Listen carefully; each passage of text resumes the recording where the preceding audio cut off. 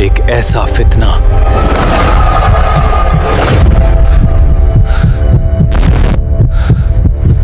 کیا واقعی دجال آنے والا ہے؟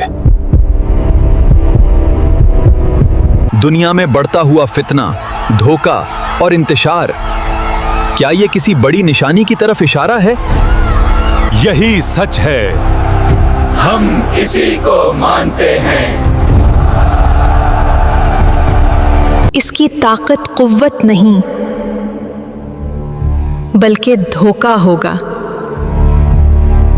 اسلامی تعلیمات کے مطابق دجال انسانیت کے لیے سب سے بڑا فتنہ ہوگا، لیکن سچا مومن مضبوط رہتا ہے اور اپنا ایمان نہیں کھوتا۔ ایمان، دعا اور شعور آپ کی سب سے بڑی حفاظت ہیں۔